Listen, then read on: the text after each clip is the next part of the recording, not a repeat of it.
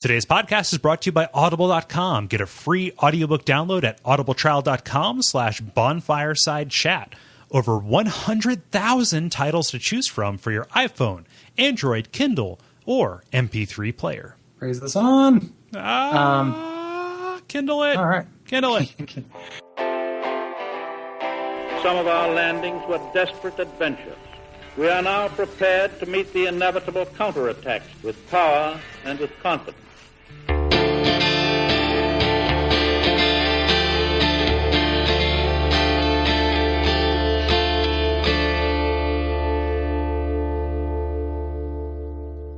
My name is Gary Butterfield. My name is Kole Ross. And I am Bob Mackey.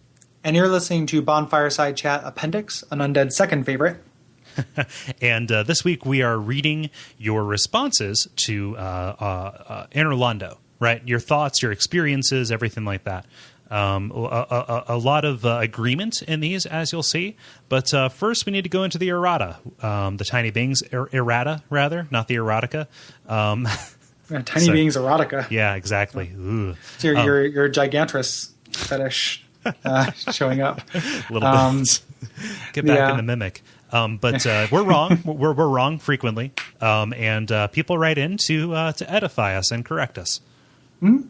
Yeah, and so Bob, thank you for sticking around and helping us get through this stuff. Do you want to go ahead and read the first response here from Michael? You want me to do it? Yeah. We can usually kind of cool. go in around, like we take cool. turns. I do have it in front of me. So this is from Michael. Do we say the last name? I forget. That's from Facebook, so yes. Okay, Michael Caston or Caston, and he says, according to several speculators, including Epic Name Bro, sen is similar to the Japanese word for 1,000, despite being expressed differently. He speculated it meaning something to the effect of, quote, fortress of 1,000 traps, unquote. However, the word for sen is expressed as a foreign word, so 1,000 may not be correct, but the Japanese are usually very observant of double meanings. And that's from Michael Caston. Mm-hmm. And I guess that makes sense. I mean, I didn't count all the traps, but they were probably close to 1,000. Feels like 1,000. Yeah. The other thing that I liked, one of the theories that I've read, but I can't cite, is that sen is NES spelled backwards. And the notion of something being Nintendo hard. It's weird that we think of sen as a person and not just a number of something. Yeah. We're like, who is sen? Where's this person? But I mean, I don't know if you guys. I don't know. Have you ever remarked on the translation of Dark Souls, like how you feel about it? Just I guess on a technical level. Not specifically. I think that I've remarked at how kind of like almost seamless it feels. It feels very well localized to me, anyway. I mean, little. Kind of item description stuff aside, like the tiny beings ring, like the dialogue and everything feels really tight. But I don't know that much about the act of localization. I'm just wondering like what nuances are lost. I'm not sure who the translator is. I'm not sure if there's an outsourced company that did it. I don't have a problem with it, but I'm wondering if this is like one of the nuances that wasn't carried over. There was somebody who wrote in an earlier episode who commented on like why every character has a distinctive laugh. Mm-hmm. Yeah. So I think this is like a Resident Evil thing where even the Japanese was done in English. I see. Mm-hmm. Yeah, that's right. If you get Demon Souls, I mean that's the game was originally in English. At least the dialogue was. Yeah. So. Yeah, I mean it's hard to say what makes it good or bad, because a lot of the the dialogue and the word choice and item descriptions are a little bit off. But the entire game feels a little bit that way, and I think it contributes to, it feels intentional to me. Yeah. That everything is inscrutable and a little bit strange. So I wouldn't be able to begin searching for where the intentionality of that actually begins. I think what sticks out to me is the different dialects of the dialogue. How that kind of speaks to what they are. Like to where these characters are from. Compare the undead merchant to, let's just say Frampt, right? Or Guinevere to any number of other people, that they all speak in different ways. Whereas you would think if it was kind of a dumb translation, everybody would have been kind of painted with the same brush. Yeah, I mean, whoever's working at From or Namco Bandai or whoever it is that's, sort of coordinating this, they know what the implications of certain, dialects or certain accents are, and they do a good job with that. Yeah. Mm-hmm. It's funny that we're talking about translation because do you mind if I read this, Gary? Yeah, go for it. Yeah. Take goes on to say, your comments on Sen's Fortress made me wonder if Sen meant anything in the original Japanese language. I checked, and it appears to be just a name. There's also a million words that are in Sen that are Sen in Japanese. Here are some of their meanings. 1. Stopper or bottle cap. 2. Selection or choice. 3. Line. 4. 1000. And 5. Battle in doing this. He goes on to say, I assume it's a he, I thought it would be fun to do a literal translation of the place names from the Japanese language version. He'd made this Google Doc, which I love this. I picked a couple of the more noticeable ones. I love our fans for doing things like this. This is the first time I've seen this. Like I don't have the contact email. Oh yeah. So this is awesome. Yeah. But Firelink Shrine is ritual location of the fire successor. The Depths is lowest level. Blighttown is village of disease. Sen's Fortress is Sen's ancient fortress. Darkroot Garden is Black Forest Garden, which I think you can order at Subway. And Lost Izalith is deserted capital of Chaos Izalith. Yeah, that's great. That's really neat. We'll put a link up to the Google Doc in the show notes, so you can check out the other areas. But yeah, that's a cool point. And some of these other alternate potential meanings for Sen sound really in line. Selection, like part of our idea for that is that's definitely a testing ground. More so than any other area. And then, obviously battle in doing this also makes sense. Stopper, bottle cap. It's the one place where you have to go to get to the ultimate destination. Yeah. Yeah. It's the line you have to cross. Yeah. Like all those things I would buy the interpretation of. So that's really cool. And I haven't seen that somewhere else. And I spend a lot of time looking at Dark Souls lore. So that's really cool. Everybody give that guy a medal. Give that guy a round of applause. Yeah. Very cool. Yeah. So Jeremy Greer via Facebook, he says, I'm probably not the first person to mention this, but Dark Moon Invaders are announced to the host as Spirit of Vengeance, Weed Lord, MLG 420 has invaded. Awesome podcast as usual. Thank you. I think we were reading a comment that talked about the Dark Moon Invaders. Yeah. And they describe them as not getting an invasion message, but Jeremy says that they do. Yeah. So I don't have personal experience with it. Jeremy does a lot of PvP videos and stuff on the game, so I'm inclined to believe him. But in either case, thank you for the correction. Yeah. Bob, why don't you read Take's other comment? Take says, apparently the cut dialogue for Shiva was directly lifted from a character from Demon Souls who only exists in pure white/black tendency. And this is me talking, Bob. That probably means something to you if you play Demon Souls. If not, don't worry about it. Back to Take. They're both Easterners who are looking for swords. Upon giving it to him, he betrays you by trying to kill you with it, and he includes a link to the Demon Souls wiki character page for Satsuki. Yes. So there you have it.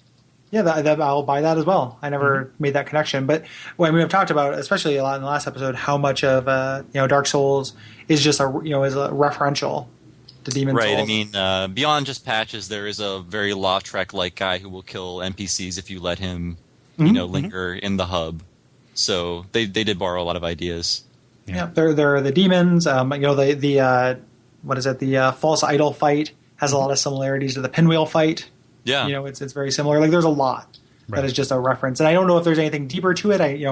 Other than just that, it's kind of a nice little Easter egg, a nice little echo, of the former. Yeah. And finally, Raphael Donna Borgerod. Yes, there we go. Raphael Borgerod. Anyway, this is really cool. Kind of in line with the translation spreadsheet. There's no text to this, but Raphael went in and made a texture for the game that gives mimics a couple of nicks and cuts on the top of them, showing that they'd been attacked. So actually going into the PC version of the game and taking one of our hey, wouldn't it be cool if, and making it a thing. So we'll put a link to that image in the show notes, but holy shit, Raphael. That is hacking I approve of. Yeah, that's awesome. Thank you for doing that. And that's an awesome idea. So I just called it an awesome idea. We had the idea. Thank you for actually taking we were too lazy to do it. And but you actually still more awesome for having the idea, right? Yes. Yes. You put your money where our mouths were. There we go. That's where we're going. That does not sound hygienic at all. But yeah. We had so much cocaine via that money. It's mostly feces. Kind of like sandbox sand. Yeah. I think we only have 4 corrections this time. I know, right? We're getting better. We're getting more accurate. So as when everything we fucked up about Anor Londo, please write us in and tell us because I would say don't write in it for every time we said Gwendolyn instead of Guinevere, because we understand. We know we were wrong. We disclaimed it. It's fine. Yeah. Please. On to your experiences with Anor Londo, and I'll get us started by reading Matthew Kim's response via Facebook. And he says, after making my way through the Indiana Jones-esque traps and beating the relatively easy Iron Golem, I remember watching the amazing city that is Anor Londo. Without a doubt, this was a breath of fresh air, since most of the game is very earthy and looks very broken down. The city, however, is not without its faults. Okay, real talk. Those fucking archers are just chilling there for no reason. Why do these flying demons have a problem with me when they got me up here? I thought we were bros. And finally, Ornstein and Smo are like the Bash Brothers, and just ROFL stomp everyone, and are definitely one of the hardest bosses. All that aside, though, this place has so many memories and is undeniably the aspect of the game, undeniably the apex of the game, in my opinion. Right. I had to look up what the Bash Brothers were, by the way. I don't know. Apparently, that was the nickname of Mark McGuire and Jose Canseco from the Oakland Athletics in 1987. I really hope that reference is not that obscure because that's the first thing that popped up when I searched for it. Yeah, I only know this because I'm a shameful person, but that is a TV Tropes thing. Okay. It's also a Mighty Ducks reference. I can get behind that. Knuckle puck. Yeah, 90s. Cole, what isn't a TV Tropes thing? That's my question for you. I guess. Burn. Well, you really Kole Rossed it there, according to tvtropes.com/Kole Ross. Yeah. Wow. Yeah, but it's just two buddies who fight at the same time with each other. When you start expanding definitions to be that broad, of course everything is a TV trope. Exactly, and that's the point of the website. Yeah, like just encompassing everything kind of encompasses nothing. Yeah, it'll soon be dictionary.com in like 3 years. See, I only hover around there because of my taxonomy fetish. Taxonomy, nomenclature, lexicology, stuff like that. I just like defining things and categorizing them. I have sought help. Where do you go for your taxidermy fetish? Online. Sorry. Brian Irons. Sorry. Oh, there you go. Very good. So, Deep baseball that. Deep baseball. So thank you for your comments. I agree. And so does Murph Murphy via Facebook. I'll throw in this bonus because he just says, fuck those archers forever. And but I think that has like 5 likes now or something like that. Yeah, people are into that comment. Yeah. Is it Bob's turn? Yeah. Yeah. We're on to Amy Holbrook, right? Yeah. Mm-hmm. Okay, she says, I think you guys mentioned in a Watch Out for Fireballs episode how different Anor Londo looks from everything else that came before it. And it's definitely such a cool, refreshing moment to look at this glittering city. A few things I want to note. One of the few things I looked up in the whole game was that rafter you have to walk up to get to the area above the painting. Totally unintuitive, and I wandered around forever before giving in. Second, I did not ring a fog or anything to the archers, just rolled towards the arrows until it succeeded. I think it's one of the most genuinely unfair, bad hard moments in the game. I felt more relief at that bonfire than any other, even Sen's number 2 or the one at the bottom of Blighttown. Third, the Silver Knights kicking my ass over and over is what taught me how to parry, a very important lesson. Finally, Ornstein and Smo are brutal. I play offline, you can have Solaire, but you really have to take out the enemies in a huge hallway area for him to be useful, so each run does take a while. I know it was 50 tries because I went to the depths, ground 25 humanity from rats, wasted it all, did it again. I eventually got it, then immediately thereafter got the ability to warp. An affectionate fuck you, Dark Souls. And that's from Amy Holbrook. And I'm wondering why Amy didn't just jump online for a minute. I'm sure there are circumstances beyond her control if she Yeah. worked that hard to just farm humanity, but Jesus. Yeah. She might have been scared off by invasion stuff. I mean, she had humanity to burn, but I get when I summon somebody for this, I usually summon Solaire because if I go through, I get invaded here pretty frequently. Yeah. So this is where I ran into my hacker as well. So it's not it's invaded with dire potential. Mm-hmm. Mm-hmm. So Yeah. Amy, super fan, I would say. yeah, Really, Amy's great. Really appreciate that. She won the Watch Out for Fireballs T-shirt. Yeah. Yeah. So Brad, All right. via the contact forum, says, Anor Londo, and of course, ultimately Ornstein and Smo, is, in my mind, both the most challenging and the most rewarding challenge in Dark Souls. Every area that precedes it has its own challenges, especially the Gaping Dragon and Sens, as I managed to accidentally bypass Blighttown proper. Props. But ultimately, within a few hours of butting my head against them, it was possible to get through. Anor Londo, however, punished me from the beginning. And instead of just brute forcing it, I feel like I had to significantly tighten up my gameplay. The first time through, the archers ate hours of my life.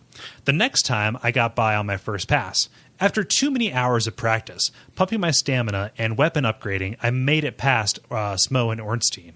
That's weird. For whatever reason, I felt like I had to do it alone.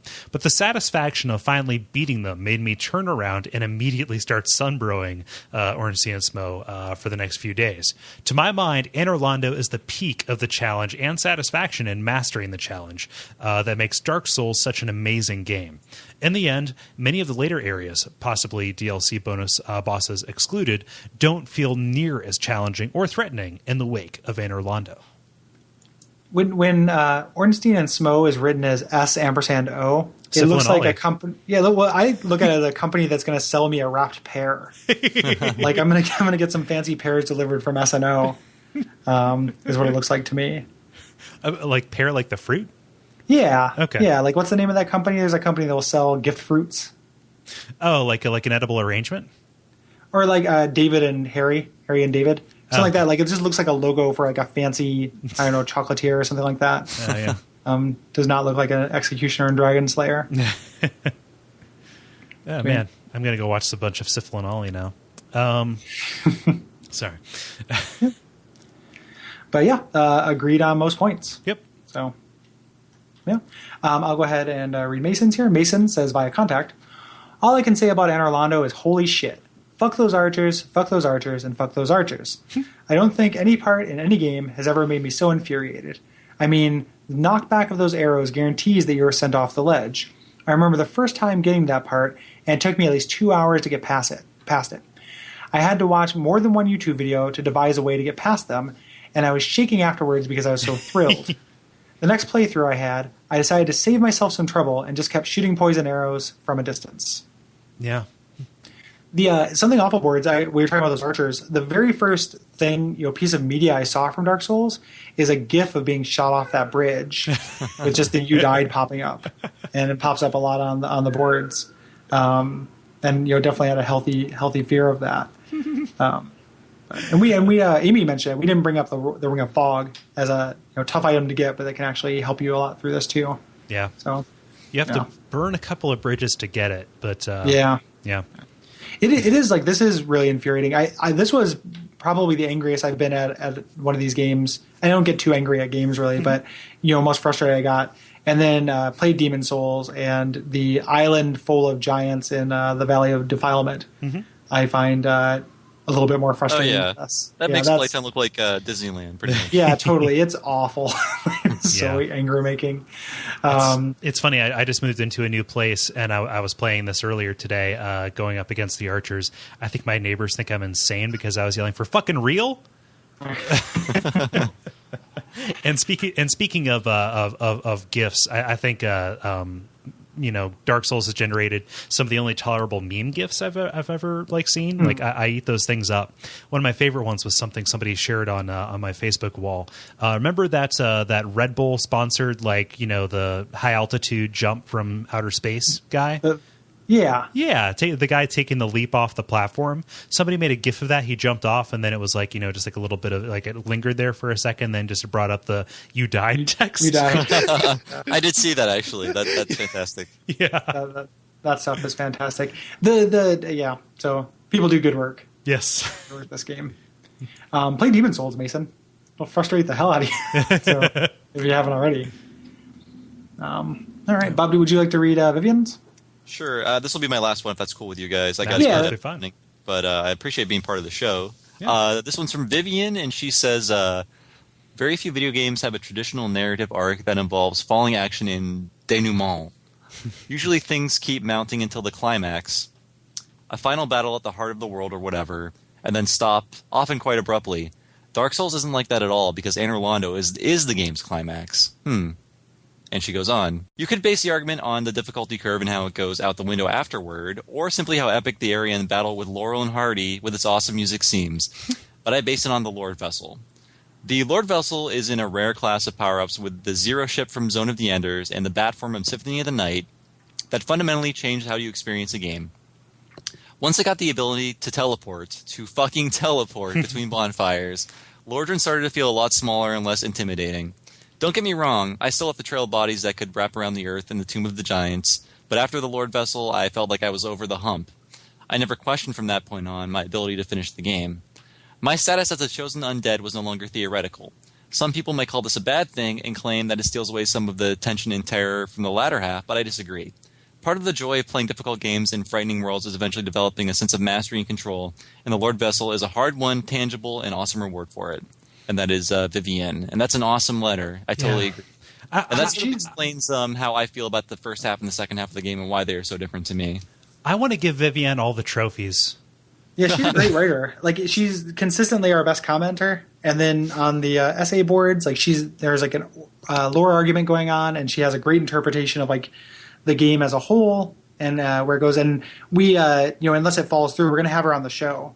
Mm-hmm. Which is really cool. And we're going to talk about the Demon Ruins and Lost Izalith with her. So that's going to be fantastic. Yeah, very excellent work, as always. So, but Bob, you got to take it off. Take unfortunately, my podcasting time is over. But thanks a lot for letting me join you on this, and invite me back when you talk about Demon Souls and Dark Souls 2 if we're all still alive. You bet.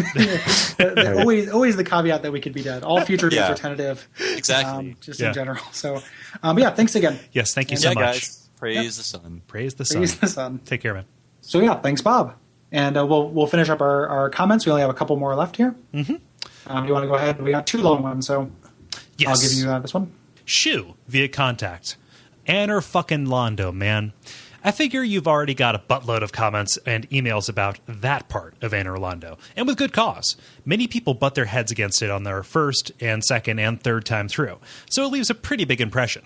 But it may have left a slightly weirder impression on me. I was getting destroyed by the archers every single time. I'd respawn way back, sprint for a full minute, battle the giants, pyro the two sets of demons, and then sprint up the buttresses to the safe bit, run all the way up, and then die. Every time. Nothing I tried worked for me. Not going in naked, not boosting my poise, nothing. Until someone on SA gave me the best piece of advice that I'd ever gotten. Let go. So, screw it. I did. Forget the run. Forget battling the giants or the demons. Forget getting my blood stain. I booked it. I let go, and I'm right in front of that Silver Knight. Hit him! I panicked and died. But next time through was flawless. I have a screenshot saved at the moment I hit the balcony. I was so happy. Though I forgot to actually sit at the bonfire, but that's another story. Ugh. Oh, man. That might be worse than the dude who walked backward through Blighttown. I did that on my Let's Play. Which is... I forgot to sit at that bonfire, I'm pretty sure. Wow. And died. I lit it, but didn't rest at it. Yeah. I do that with amazing regularity, but never at a place where it's fucked me like that. Yeah. Yeah. But Shu continues. You might wonder where I'm going with this, but I'm getting to it. The Silver Knight Archers in Anor Londo are a total dick move, sure, but it's also a thematically appropriate dick move. Not for the area, but for Dark Souls as a whole. Dark Souls is about a choice, offered to you by Frampt and Kath. The world is dying. This era is over. Reality is starting to fall apart, and you can either choose to control. You can either choose to hold on to the world by usurping Gwyn as Guinevere asks you to, or as revealed later, you defeat him and usher in a new age, this age of darkness, which is actually nicer than how it sounds, I think. Either way, this world is at a crossroads, like Kath says. It can either progress or regress, but it can't do both. And neither can you. You can either cling to your souls and health and humanity, or you let it all go. Both choices have their merits, and I'm sure are championed by different people. Geop is a good example of really cautious, methodical play, whereas my playstyle has been totally changed. If I lose my souls, I'll get more. If something kills me, I'll get it next time. The bet of chaos is bullshit. Well, some things don't change. Anyway, the Archers, to me, really signified the moment where the game backed me into a corner and asked me, what's it going to be?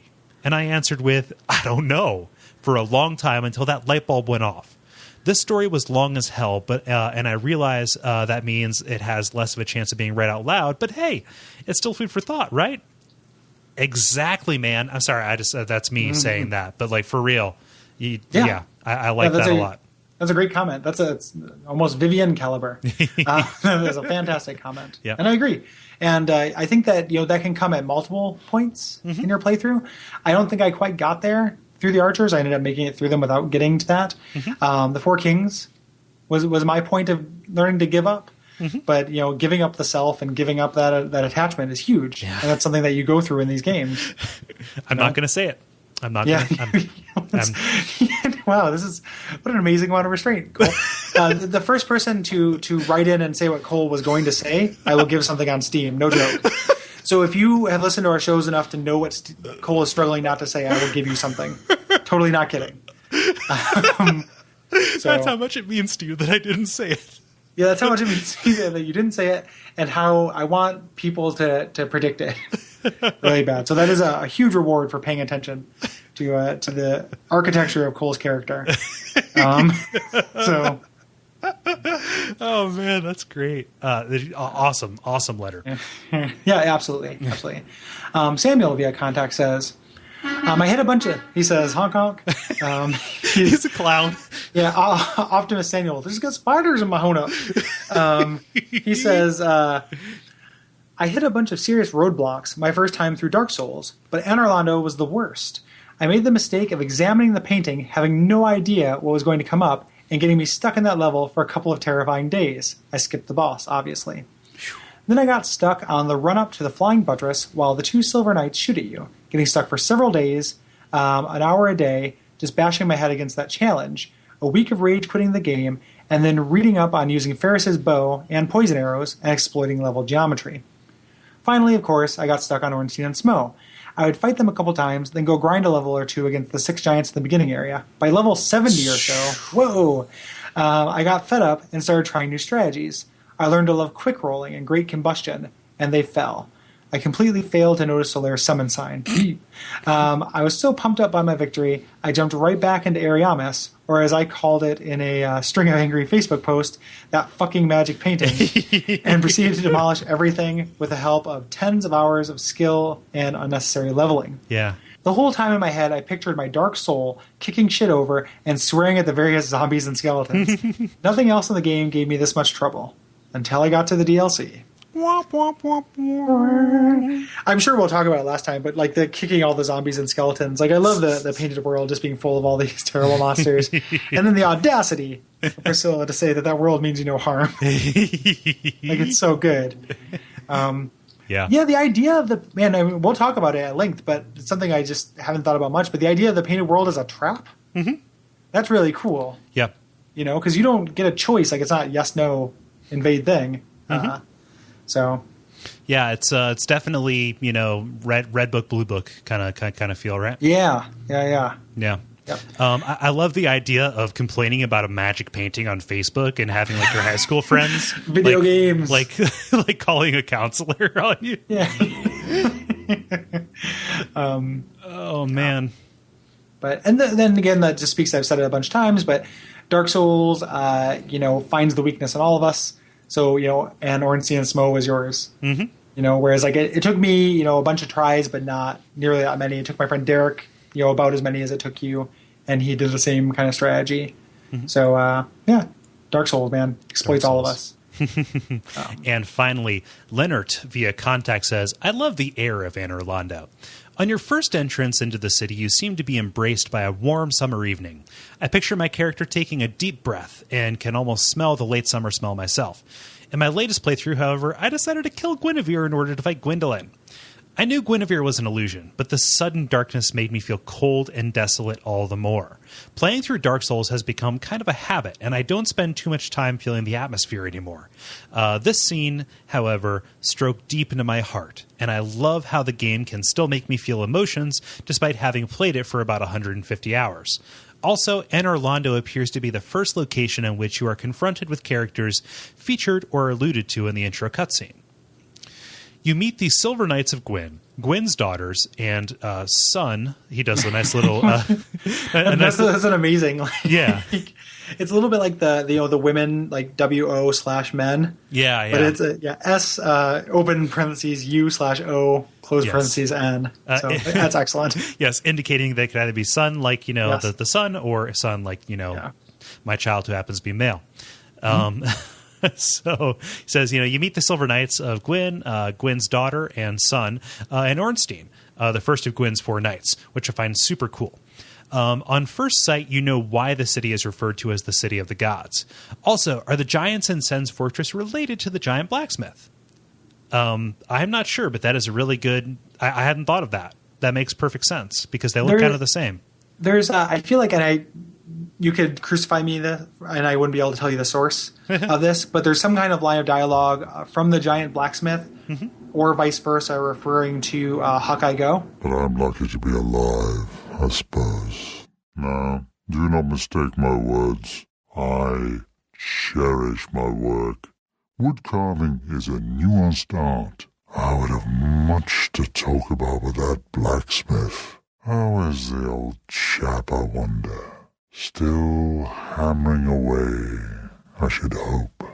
So I don't know if they're related to the ones in Sen, but there is, evidence for just having multiple. It's not just the giant blacksmith. Because when Bob pointed out that he's using those tiny little tools, I thought there are the gods, but there aren't like a race of giants here. But Hawkeye Go is a giant. This giant here, there are multiple ones there. Right. The ones in Sen's Fortress probably, again, they work there. Gotta make, grind the flour until somebody comes up and stabs me. So. Leonard goes on to say, all the best from a German fan. P.S. The way you pronounce Zweihander and Schattenjager kindles my heart. Schattenjager. Thanks. Yes. Awesome Caprice and Cour. Caprice and Cour to you, Leonard. I'm not sure if Leonard means that we're pronouncing them poorly, or if we're over pronouncing them like newscasters would. I don't know either, but I like the choice of the word that we kindle his heart. Yes, that's a very subtle, very cool, very nice touch. Thanks, Leonard. Just taking a look. I agree. Like it's a moment with depth that you can experience time and time again. And I don't think I noticed that this is the first time you run into people from the cutscenes. Right. You run into one of the Daughters of Chaos, or 2 of the Daughters of Chaos earlier than this. 3. But you don't necessarily know that about them. Right. They're just hooded figures in the run-up. And the final 4, the bosses you fight at that point really are, that's the people who you are introduced to in the beginning. Yeah, you're cutting a swath through the pantheon. Yep. Yeah. So very cool. I like the notion of the game becoming a habit, because when you're going through and retreading it, it can lose some of the magic. And like we saw with Bob, that there are those moments that can get up under you and surprise you, despite how callous you feel to it. Yep. Really cool. And the fact that if you do any kind of challenge run, like the thing I'm figuring out with my shieldless run and my soul level 1 run, is that habitual playstyle is something you have to shed. Yeah. If you still think you would find joy in this game, or like there's a major lore thing you want to try that you haven't done, and you're considering a playthrough of the game, again, do it in a totally different way. Like, don't do New Game Plus. Like, play a totally a complete sorcerer character, or play shieldless, or level 1, or try something totally different, because it does really switch that up. It's a really elegantly designed game in the way that the approach you take not just determines challenge, but fundamentally, changes everything. And you can feel that fear and that insecurity again in a small dose. Right. And play Demon Souls. Yep. It's, if you haven't played it, I think this game is way more popular. But that's why I was so excited to go and play Demon Souls, was to get that. I wanted to feel in danger, chasing that feeling again. Yep, exactly. It's like junkie. Yeah. It's just it's sad. Awesome. Yeah. Well, thank you so much, everybody. We had an awful lot of really insightful comments. I fucking love our fans. Yeah. Like I'm not just S in your D's. Like 15 great things happen there. So. Yeah, totally. Like a bunch of firsts for us. Not to get too cheesy or lift the kimono too much, but the idea that somebody wouldn't create this texture based on this thing we were talking about is super cool. And then really insightful responses is really cool. Leonard is from Germany, that's amazing. I've never left the continental United States, and just the idea of people all across the world being into the show kindles my heart as well. Yes. So awesome. So if you have any thoughts, our next episode is going to be about the return to the asylum, including the asylum demon, or the stray demon rather. Anything there, and then the Painted World, which is a briefer kind of area, but pretty lore rich. So we're expect a lot of kind of groping around for speculation on our part, at least on my part. You can expect it from me. Yeah, I don't mean to brag. I feel like I've got a really good handle on the lore stuff of that. I like it a lot. The other thing too is it's gonna be a shorter episode. That's kind of the nature of the beast, is that some episodes we're dealing with smaller areas and less significant. So there's going to be that variable nature to the length. So hopefully that doesn't bother anybody. Right. But yeah, so I think that we're all about wrapped up. Yeah. Until next time, Cole, what should they watch out for? They should watch out for the contact form or the Facebook page, which is facebook.com/bonfireside chat, where they can hop on there and leave some comments. We devour those voraciously. You can find people are posting up awesome, cool videos and GIFs and things that they find. It is a really hip happening place, and that is where we call a lot of our responses from. And if you have other, longer comments or stuff that, you just like with, get directly to us for some reason, it is Duckfeed.tv/contact. I see those and process them and put them into the notes. Yeah. So you can definitely write us a review, leave us a rating on iTunes, check out other shows. They're all listed at Duckfeed.tv. Perhaps most importantly, though, I just want to point out and thank Bob Mackey again for his time. He had to cut out early, but that's, quite all right. We appreciate him taking the time. And I would really encourage you to go check out the Retronauts Kickstarter. Yes. So I don't know. I mean, it's, who knows what, time is convoluted in Gary's life, but the who knows if I would be doing podcasting if it wasn't for Retronauts. Bob is not the instigator, but he has been the firekeeper at that tomb, for quite a while, and does amazing work. So by the time this comes out, you'll have 2 days left. I don't. Time is convoluted in Cole's mind too. So time is just convoluted. If there's still time, go check out the Retronauts Kickstarter. Yeah, and check out Bob's writing. Check out the regular column he's doing at, is it Joystick? Joystick, yeah. Joystick. He's a Joystick, and then Something Awful. That's where I know him from. His writing there is fucking awesome. Yeah, absolutely. Yeah. So, and in addition to that, please praise the sun. Please do that. But yeah, great work. I've listened to every episode, so it's really cool to have you on the show. I really appreciate it. Yeah, and I'm fans of what you guys do. I only just started listening to Watch Out for Fireballs because it was really hard to listen to a video game podcast while you still work in the industry. Mm-hmm. But now that I'm out of the industry, for better or worse, I'm catching up, and I really like the Resident Evil 2 episode. That was great. Oh, thank you very much. Yep. Yeah, I was really proud of that one. It's gotten a lot of great response, so that means a lot. Yeah. Yep. Aren't we great, guys? Well, we are all fantastic. People loving. Yeah. Cole, I'll tell you that you're great while you tell Bob that he's great. And then, Bob, you tell me that I'm great. And it'll be like a creepy massage circle at a college party. I can go on for at least 20 minutes. Yeah, I'll have ego massage. Then there's a refractory period. You have to wait before you start praising people again. I'll have to swap out the hard drive midway through. Yeah. It'll fill up. This is so weird. So and this is probably a good thing for the appendix, but one thing I noticed, Bob, and I wonder if you agree as somebody who's has Demon Souls experience, is that I feel like they were a lot more creative with the uses of souls in Demon Souls. Like every soul had, a spell of every type or multiple spells, and then a weapon or two, and that was really cool. I really liked that. Whereas now there's only one soul that can be turned into a spell, and it's in the DLC. Yeah, I don't know what the decision was behind that, but I feel like Dark Souls is a much more balanced game. I mean, as crazy as you can make a build, as specialized as you can make a build, a lot of the weirdness and quirkiness and originality of Demon Souls, I think, came from a lack of playtesting or an inability to playtest, because there are just a lot of weird, strange ideas that aren't really fleshed out, but they're there and they're fun to play with, but they'd be better, with a little more polish. I think that's what Dark Souls kind of did.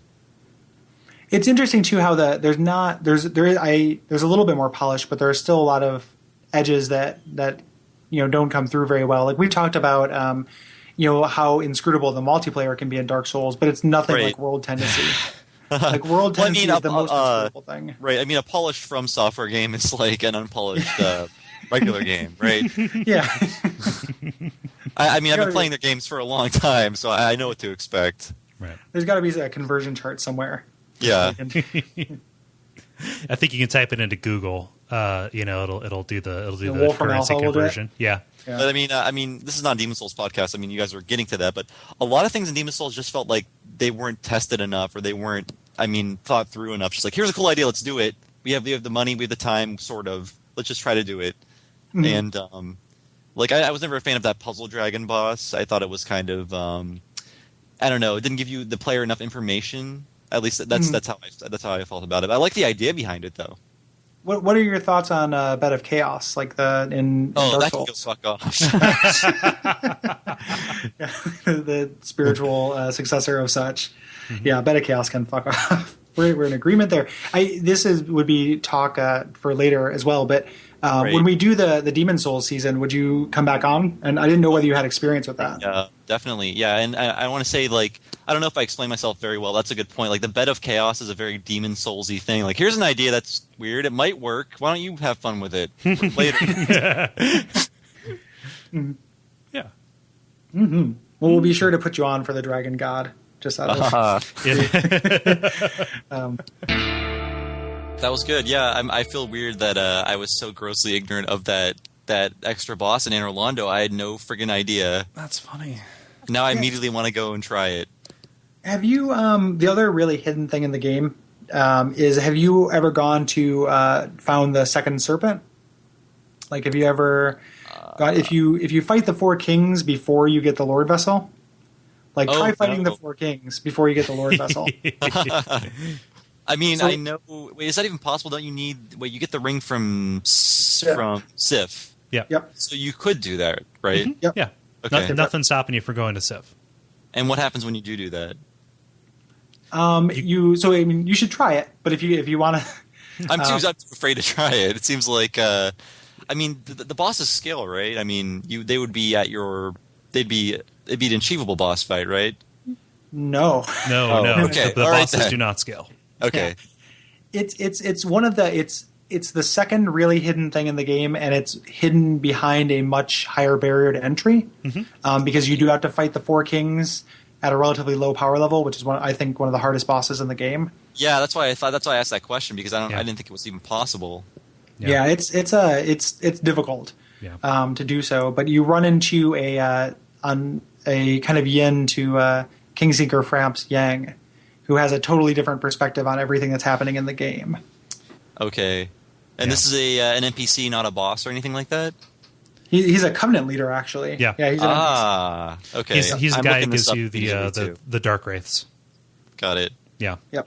It's funny because both Gwendolyn and Encountering Kath, those are the two pieces to tell you something else is up besides what everybody else is feeding you. So there's the main path, the stuff that you are assured to encounter, and then there's this other stuff that's hidden that puts a twist on it. Yep. Yeah. I am YouTubing that immediately. Yeah, it's definitely a cool thing to do, and it casts everything that's happening in kind of a different light. including the endings and everything. So it's a really cool thing to do, but way harder. Well worth YouTubing instead of trying to challenge run your way. Yeah, that seems mighty impossible. Yeah, and people who do like Soul Level 1 Dark Wraith kind of stuff, they go and do that at Soul Level 1. Yeah. Yeah. Well, it took me, so to do my Soul Level 1 character, to beat Ornstein and Smoke, took me like 40 tries. I did 4 Kings on the first try because it's not about your level, it's just about your equipment. Right. So being able to, I just needed Havel's armor and I could do it. Right. So in that way it's kind of easier, but you need to be able to go to Anor Londo. It's not necessarily about your level. You need to get that far into the game first. So yeah, super hard. But and I'm may or may not even turn that character into a Dark Wraith. So we shall see. I don't need to be invading people at level 1. Like I can just be a big dick and like kill people who aren't prepared for it, or fight people who have been doing this for thousands of hours who will totally stop me. So yeah. Have you done much in the way of PvP, Bob? I've never done PvP in either Dark Souls or Demon Souls. I'm just not really interested in it. Mm-hmm. I don't mind when I'm invaded, but I feel like there's not a lot in it for me, and I kind of hate when people just wipe the floor with me, so I kind of avoid PvP, at least, actively. I think Cole and I are both in that. Like, we both are kind of dipping our toes into it. Mm-hmm. And for me, it's partly out of like a sense of, wanting to have that, modicum of authority on the game. We're going to get a guy in who does like serious PvP for like a special episode.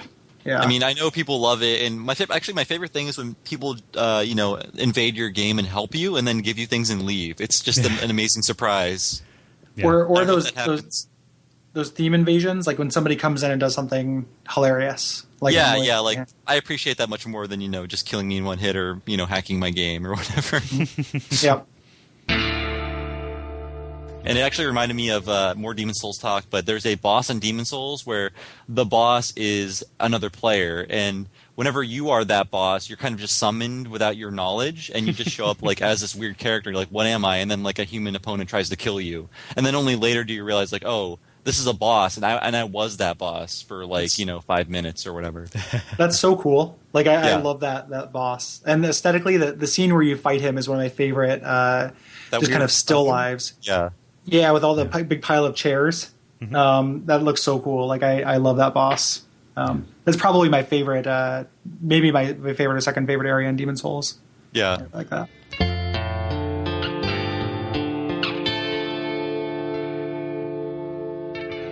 And we all pray that we will have far more soon